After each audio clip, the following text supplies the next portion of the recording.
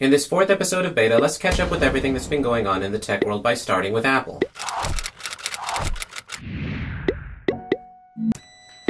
Welcome to San Francisco. OS X and iOS engineered to work seamlessly together. If Microsoft has always been focused on extending the PC platform into tablets, smartphones, and gaming devices, Google's been focused on selling data by extending its platform through cloud services. Apple, on the other hand, has been focused on selling hardware by integrating software and now finally some decent cloud services through its products. We believe you should be able to use the right device for the moment, but we also want the transitions between these moments to be absolutely as natural and seamless as possible. Now, it's important to remember that what makes a platform strong is the content on that platform. And in software ecosystems, it's really all about the developers. If you don't have good games, you're not going to have a good gaming console platform. If you don't have good software, productivity software, you're not going to have a good PC platform. And if you don't have good mobile developers and mobile innovation, you're not going to have a good cell phone platform. We are not standing still. Build apps that you couldn't do before.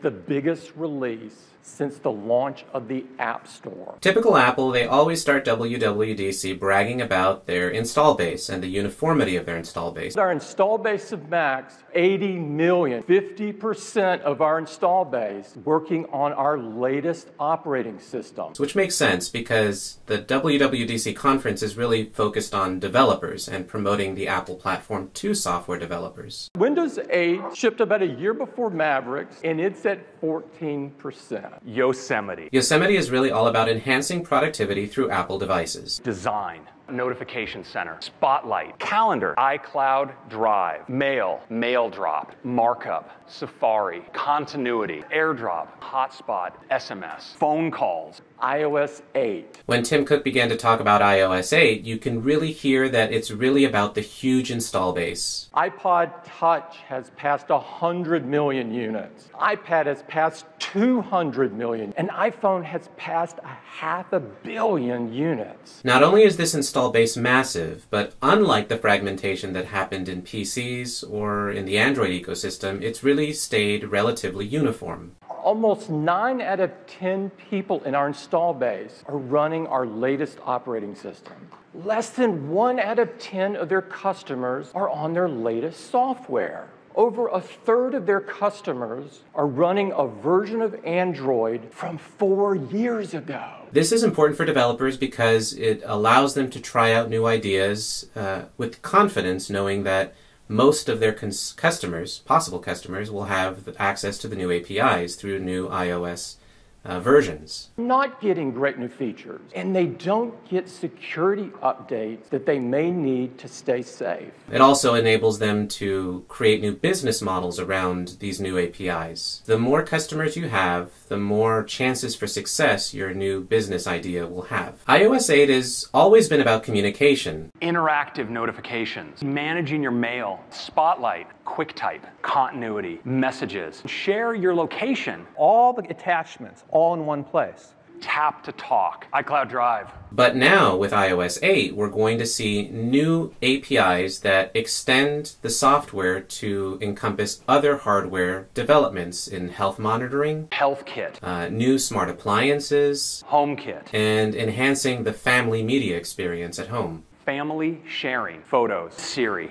And just a few weeks ago, we saw Tim Cook with his first That's Not All moment at an Apple conference. The biggest release since the launch of the App Store. Not only did he introduce tweaks to the App Store to help developers get their apps out in front of customers, A continuous scrolling list, app bundles, app previews. but now we see Apple for the first time promoting third-party apps at an OS level. Apple is promoting engagement with third-party apps through Notification Center and active updates. Third-party apps define widgets, keyboards, extensibility.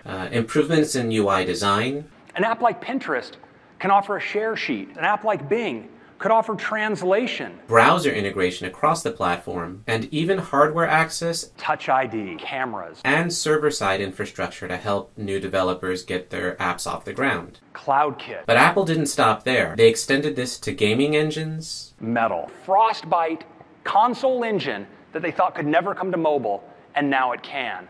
Crytek was able to bring their console-level geom cache to iOS.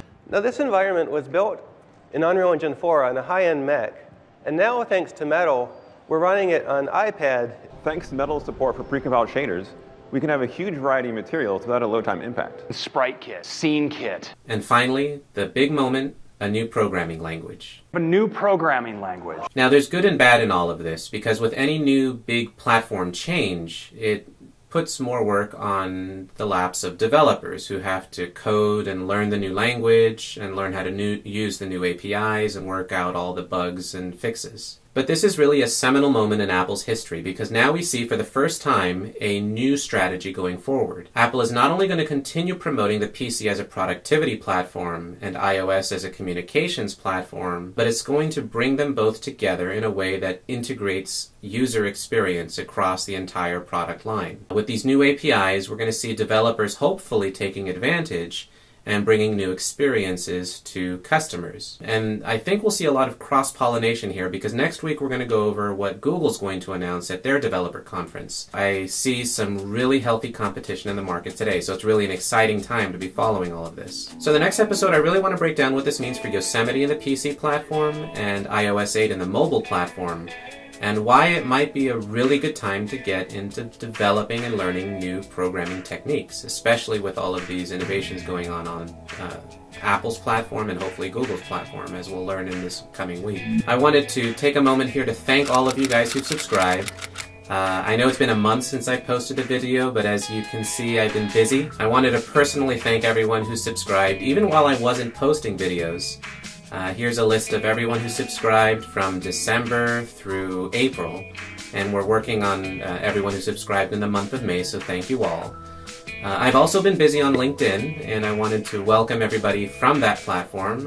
If you guys are watching this from LinkedIn, leave me a comment, let me know some feedback down below, what you think about Apple's announcements, what it means for business, what it means for the customer experience, and what it means really for the future of technology, and how it can change the way we monitor our health, the way we manage our homes, the way we manage our lives in general.